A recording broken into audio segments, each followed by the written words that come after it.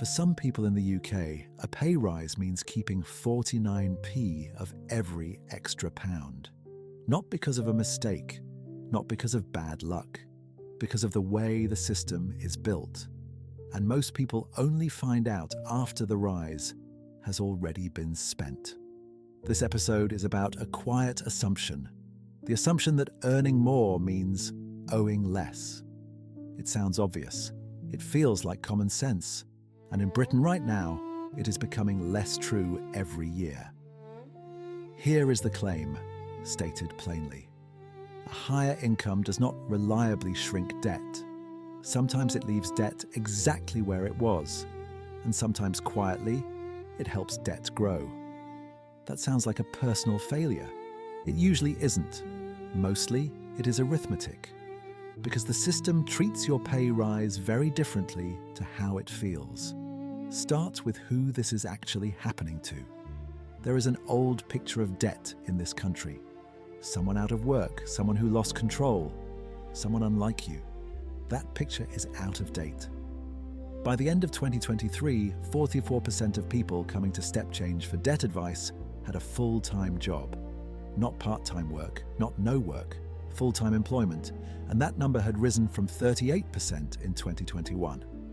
Polling from early 2024 suggested around 2.8 million people in full-time work were dealing with problem debt. That is roughly 9% of everyone working full-time. A further 11 million showed at least one sign of financial difficulty. 1 in 3. These are people with pay slips, people with salaries, people doing the thing they were told would protect them. And when Step Change asked their working clients what caused the debt, the most common answer was not spending. It was the cost of living. More than 1 in 4 said so. So the question becomes uncomfortable. If work does not protect you, surely more pay does. Surely the rise fixes it. To answer that, follow £1. Imagine someone earning close to £50,000 a year. They get a rise, and each extra pound begins a journey from their employer to their account. On the way, things are removed. While they earn under £50,000, £270. The deductions look like this. Income tax takes 20 pence. National insurance takes 8 pence. So 28 pence goes, and 72 pence arrives. Not painless, but understandable. Then they cross 50,000, £270. One line in the tax system. On every pound above it, income tax takes 40 pence. National insurance drops to 2. So now, 42 pence goes before the pound lands. And for millions of people repaying a student loan, there is a third deduction. On Plan 2, you repay 9% of everything you earn over £29,385. Stack it up, 40 pence of tax, 2 pence of national insurance, 9 pence of student loan, 51 pence of every extra pound, gone. You keep 49.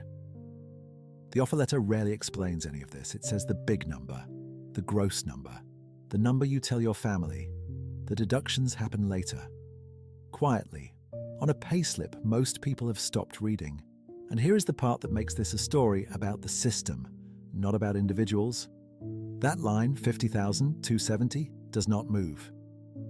It has been in the same place since 2021, and the government has now confirmed it will stay frozen until April 2031. A decade, near enough, of the same line. While prices rose, while rents rose, while wages drifted upwards just to keep pace. Think about what that means. A pay rise that only matches inflation makes you no better off. You can buy the same shopping, fill the same car, pay the same rent. But the tax system does not measure how your money feels. It measures the number. And if the number crosses the frozen line, you are taxed as if you had become wealthier, even when you haven't. There is a name for this: fiscal drag, a quiet mechanism that pulls people into higher tax bands without anyone announcing it. No new tax, no headline, just a line that stays still while everything else moves. The government's own analysis expects the freeze to bring around 700,000 more people into income tax or into higher bands by 2031. 700,000 people. Many of them will simply have received ordinary pay rises, doing the right thing, moving up, crossing a line they never saw. So this is the machinery underneath the stories, underneath every person who got the promotion and 18 months later owed more. The rise was real, the relief was real, but the money that actually arrived was smaller than the money in their head.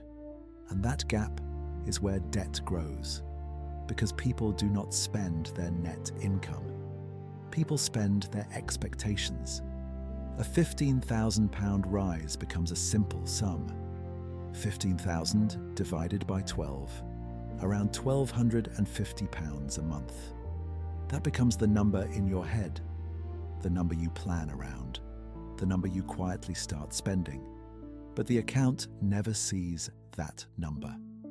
For someone crossing the frozen line repaying a student loan, the monthly reality can land closer to £730. The exact figure moves with tax codes and pension contributions. The gap does not go away. Hundreds of pounds a month that exist only in expectation, committed before they were ever counted.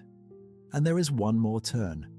A higher salary does not just change your payslip, it changes how lenders see you. Affordability is assessed against income, so the better you look on paper, the more credit you tend to be offered. Higher limits, pre-approved loans. Earning more does not close the door to debt. In a quiet way, it opens it wider. Put the pieces together and the pattern stops being mysterious. A rise that sounds large and arrives small. A frozen line that takes more than expected. A credit system that offers more at exactly the moment confidence is highest. None of these are character flaws. All of them are structural, and they fall hardest on people who were never told the rules. So if a pay rise came and went and the debt is still there, this is worth hearing. You did not imagine the rise, and you did not waste it through weakness. The maths arrived before you did, which leaves one realistic move. Not a budgeting system, not a spreadsheet with 12 tabs. Just this. Find the real number. The actual monthly amount that lands in your account, not the annual figure in the letter, and let that number be the one you plan around. If finding it shows you something harder, that the debt has already outgrown the income, the move is still the same. See the real picture. StepChange offer a free confidential debt assessment at stepchange.org, and many people contact them before they know exactly what to do next. Either way, the move is one act of honesty with one number, because expectations are where this trap is set, and a real number is the simplest way out of it. A pay rise is still good news. It is just not a rescue plan. The system that meets your money does not change when your salary does. The letter will always say the big number. The account will always receive the smaller one. And for some people, the difference is 51p in every pound. Knowing that is not pessimism. It is the closest thing a pay rise comes with to an instruction manual. If this explains something you have felt but never seen written down, you can subscribe for more calm explanations like this. Money, debt, and modern life in the UK. One number at a time.